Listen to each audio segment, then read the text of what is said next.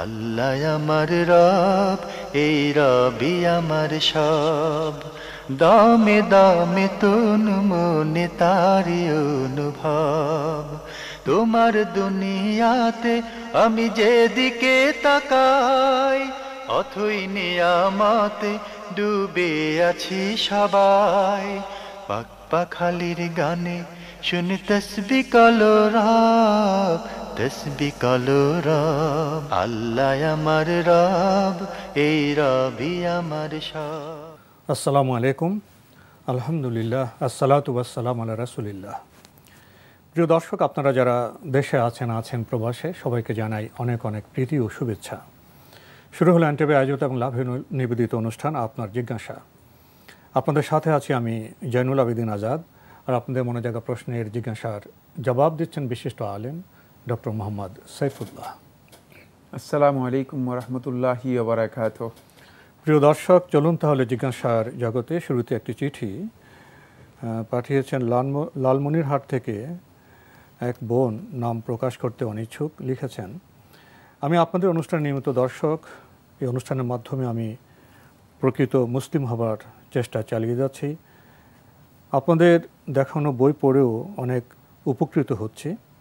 আল্লাহ আপনাদের উত্তম যা দান করুন এবং আমার পরিবারকে দোয়া করবেন যেন একটা আদর্শ মুসলিম পরিবার গড়তে পারি এবং সবাই মুসলিম হয়ে মৃত্যুবরণ করতে পারি।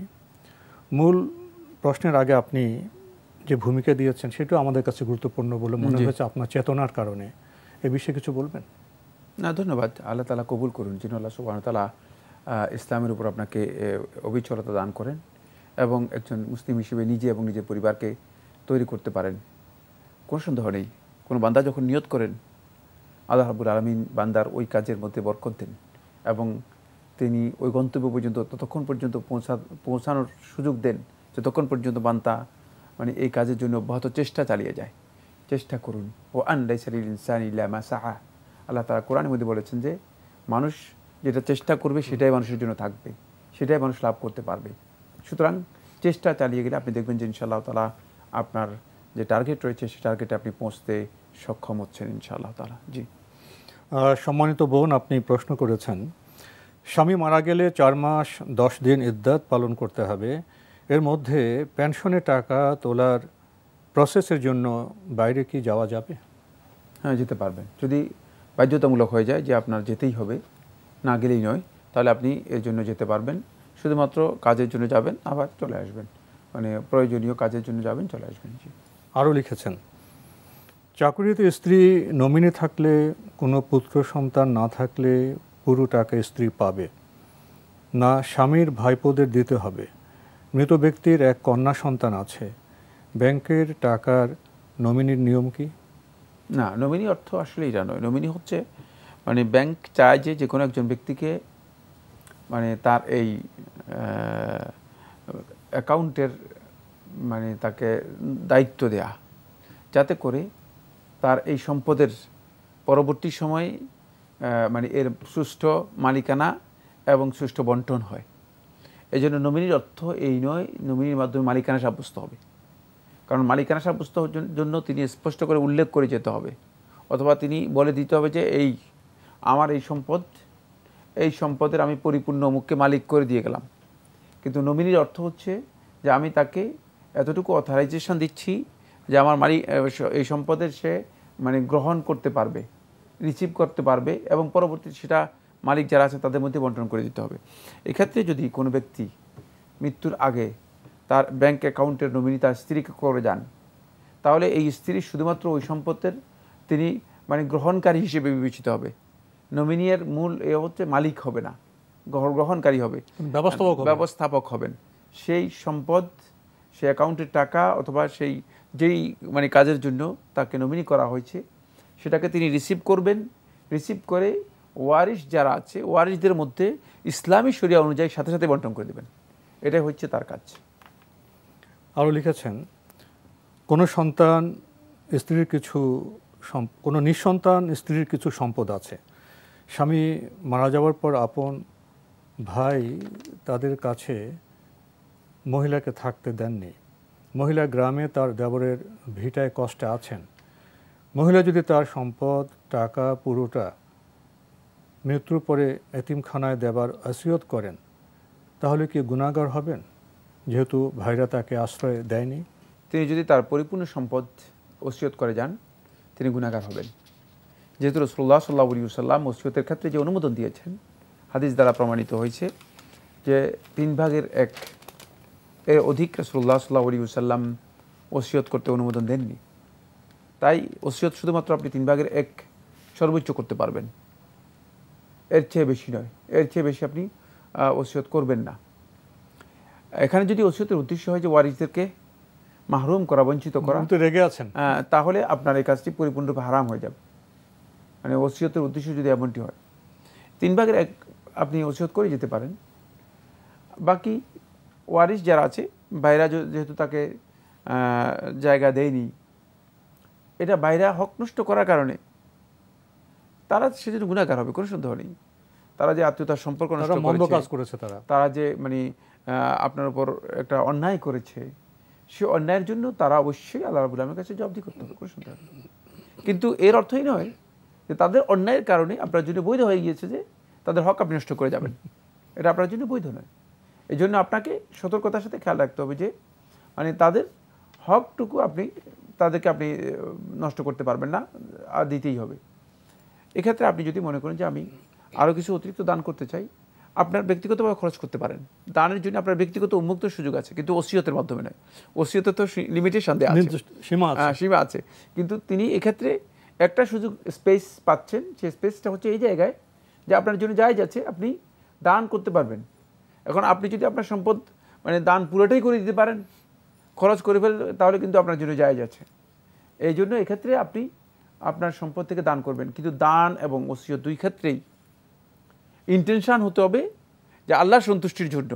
ইন্টেনশন হবে এটা নয় যে যেহেতু ভাইয়েরা আমাকে তাদের বাড়িতে উঠতে দেয় নেই, সুতরাং ভাইদেরকে ওয়ারিশ করব না, প্রতিশোধ নেওয়া যাবে না, ভাইদেরকে উত্তরাধিকারের থেকে বঞ্চিত করব। যদি এই ইন্টেনশন হয় তাহলে দানটা পরিপূর্ণরূপে পণ্ড হয়ে যাবে, আল্লাহ রাব্বুল আলামিনের কাছে গ্রহণযোগ্য হবে না, বরং আপনি এর জন্য গুনাহগার হবেন, আল্লাহ রাব্বুল আলামিনের কাছে জবাবদিহি করতে হবে। জি, আপনি আরও অনেক প্রশ্ন করেছেন, তো আজকে আমরা আপনার আরেকটি প্রশ্নের জবাব দিয়ে শেষ করব ইনশাল্লাহ। পরবর্তী সময়ে আপনার বাকি প্রশ্নের জবাব দেওয়ার চেষ্টা করব। আপনি লিখেছেন এতিমখানায় দান বা সাদকায়ে জারিয়া সেটা কি টাকা দিলেই হবে না কিতাব কিনে দিতে হবে, বিষয়টা বুঝিয়ে বলবেন? এতিমখানায় যে দান, এই দানকে সদকায়ে জারিয়া বলা হয় না। এতিমখানায় দান যেটা সেটা দুই ধরনের হতে পারে। একটা হচ্ছে এতিমকে লালন পালনের জন্য দান করা, এটা সদকায়ে জারিয়া নয়। এতিম ব্যক্তিদেরকে লালন পালনের জন্য তাদের খাবার প্রয়োজনের জন্য খরচ করা, এটা এক প্রকারের সদকা। সদকায়ে জারিয়া হচ্ছে যেটা এমন একটা কাজ করে দেবেন যে কাজের মাধ্যমে অনেক দিন পর্যন্ত মানুষ উপকৃত হবে, অনেক দিন পর্যন্ত আপনার এই দান মানুষ এর মাধ্যমে উপকৃত হতে পারবে, অব্যাহত থাকবে, চলতেই থাকবে, সেটা হচ্ছে সদকায়ে জারিয়া। বাকি এতিমখানা দানের ক্ষেত্রে মানে সেটা কি টাকা দিবেন না খাবার দিবেন না চাল দিবেন, এটা নির্ভর করছে অবস্থার উপর। যে কোনো ধরনের দান আপনি করতে পারেন। যদি মনে করেন যে এতিমদের জন্য চাল দিয়ে দিবেন, দিতে পারেন। এতিমদের জন্য আপনি টাকা দিয়ে দিবেন, দিতে পারেন। কিন্তু খেয়াল রাখতে হবে যে এতিমখানা এই যে দান করা হচ্ছে, এই দানটা কি আসলে ইয়াতিমদের কাছে পৌঁছতেছে না ইয়াতিমের উপরে যারা বড় ইয়াতিম রয়ে গিয়েছে? যদি এমন হয় থাকে তাহলে এতিমখানায় কিন্তু দান করেও ফজিলত পাওয়া কঠিন হয়ে যাবে। সেক্ষেত্রে সতর্কতা অবলম্বন করতে হবে, জানতে হবে, খেয়াল রাখতে হবে যে অনেক এতিমখানা নাম দিয়েই কিন্তু ওই বৃদ্ধ বয়স্ক মানে চালাক এতিমরা সেগুলো লুটে নিয়ে যাচ্ছে। এখানে খেয়াল রাখতে হবে যে আসলে এতিমদের কাছে আপনার এই যা দিচ্ছেন দান করতেছেন সেটা পৌঁছছে কিনা। সেক্ষেত্রে প্রকৃত এতিমদের কাছে যদি পৌঁছে তাহলে দান করতে পারেন, কোনো সন্দেহ নেই। আরেকটি বিষয় রয়েছে, জি, এতিমখানায় যদি উনি কিতাব কিনে দেন, সেই কিতাবটা কি সাদকায়ে জারিয়ার মধ্যে পড়বে? যদি মাদ্রাসা থাকে, দ্বীনি প্রতিষ্ঠান থাকে, সেখানে কিতাব কিনে দেওয়ার বিষয় হয়ে থাকে, তাহলে সেটা জায়েজ রয়েছে এবং সেটা সদকায়ে জারিয়া হতে পারে।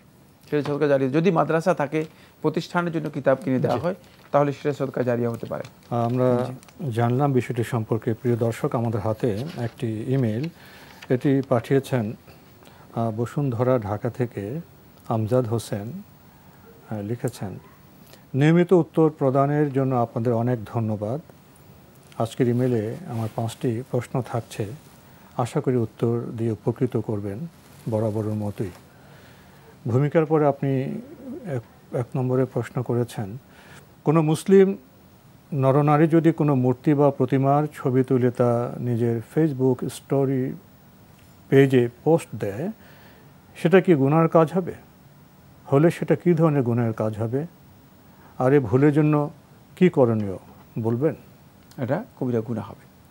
সুতরাং এর থেকে বাঁচার উপায় হচ্ছে প্রথমেই তওবা করতে হবে, দ্বিতীয় হচ্ছে পোস্ট ডিলিট করতে হবে, যে পোস্ট দিয়েছেন সেই পোস্ট ডিলিট করতে হবে, তৃতীয় হচ্ছে এই পোস্টের এগেনিস্টে তিনি আরেকটা পোস্ট দিয়ে দেবেন যে আমি আসলে যে কাজটি করেছি এটা কবিরা গুনাহ ছিল, আমি জানতাম না এর বিধান সম্পর্কে, এই জন্য আমি আল্লাহ তাআলার কাছে ক্ষমা প্রার্থনা করি, এবং এর জন্য মানে আমি যে ভুলটুকু করেছি এই জন্য সংশ্লিষ্ট যারা এই মানে আমার এই ভুলের কারণে ক্ষতিগ্রস্ত হয়েছেন সবাইকে আমি এর জন্য অনুরোধ করি যে আপনারা এই বিষয়টি মানে আমার মাধ্যমে যারা ক্ষতিগ্রস্ত হয়েছেন সে এই কাজ থেকে আপনারা নিজেদের এই পোস্ট শেয়ার থেকে অথবা এই পোস্টে অংশগ্রহণ কমেন্টস থেকে সব থেকে আপনি নিজেকে গুটিয়ে নেবেন অথবা মানে সরে যাবেন, সেটা আপনি স্পষ্ট করে দিবেন আপনার পোস্টের মাধ্যমে যে আপনার এই কাজটি ভুল ছিল, যেহেতু আপনি যেখানে পোস্ট করেছেন সেখানেই আপনাকে এটা করতে হবে।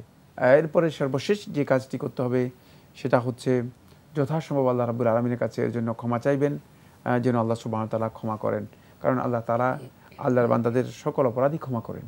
সুতরাং যদি সত্যিকার অনুতপ্ত হয় কোনো বান্দা আল্লাহ তাআলার কাছে ক্ষমা চান, আল্লাহ রাব্বুল আলামিন বান্দাদেরকে ক্ষমা করবেন, যেহেতু তিনি গফুরুর রহিম, তিনি মানুষ ক্ষমাশীল এবং দয়াময়, তিনি দয়ার কথা উল্লেখ করেছেন, তাই আল্লাহ তাআলার কাছে বেশি বেশি করে ক্ষমা চাইবেন। ইন্নাল্লাহা ইয়াগফিরুয যুনুবা জামিআ, তিনি সকল প্রকার গুনাহকে ক্ষমা করেন। আল্লাহ আমার রব, এই রবি আমার সব। আল্লাহ আমার রব, এই রবি আমার সব। ভাই আমজাদ হোসেন, আপনার ইমেল পড়ছিলাম, আপনি আরও লিখেছেন, যদি কেউ ছাদ ঢালাই বা বাড়িও ঘর করার সময় অথবা বাড়ি করার জন্য ভিটে বাঁধার সময় মিলাদ বা দোয়ার আয়োজন করে মিষ্টি বিতরণ করেন, তবে সেটা কি বেদাত হবে, নাকি শুধু বিসমিল্লাহ বলে শুরু করলেই যথেষ্ট হবে? মিলাদ সর্বাবস্থায় বেদাত।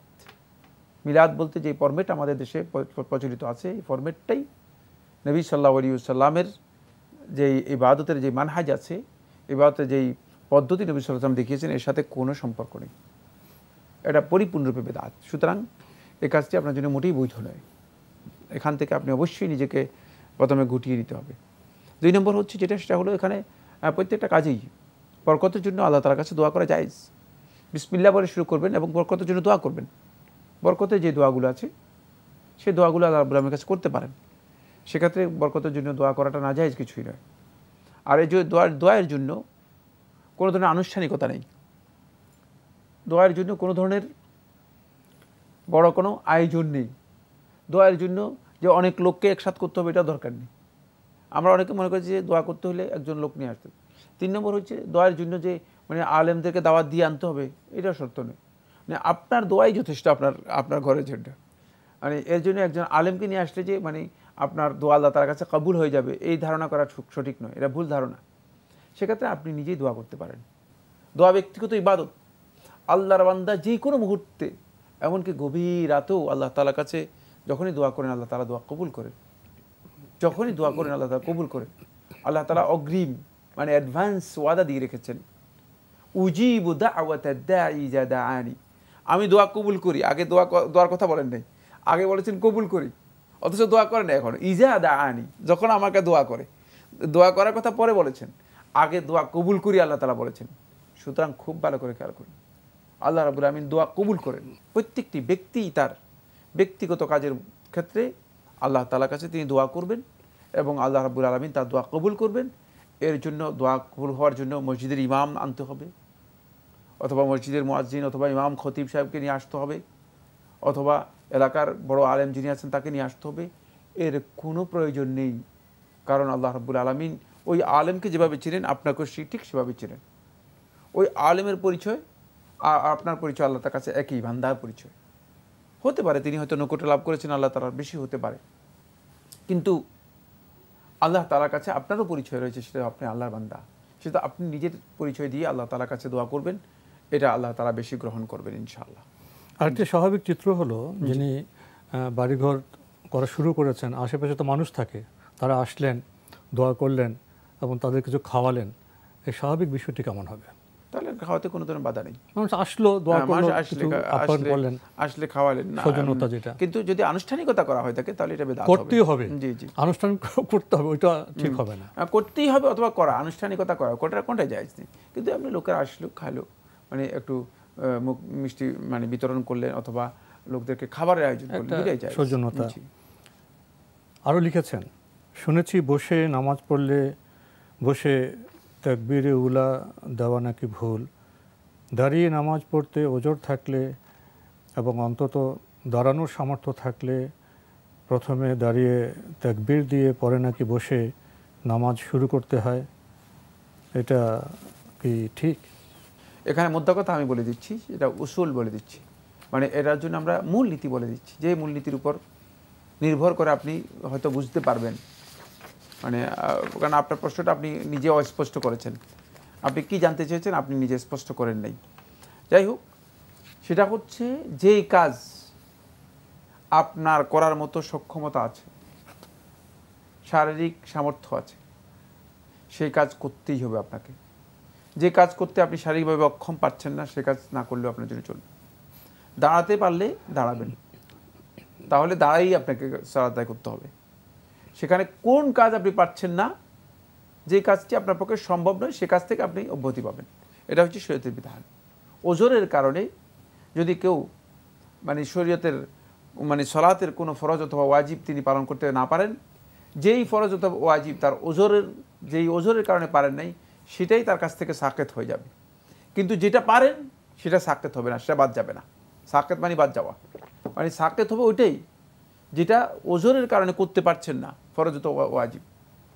বাকি ওই ওয়াজিবটুকু তার জন্য থেকে যাবে, ওই ফরজটুকু তার জন্য থেকে যাবে যেটা মানে তার ওজর নেই।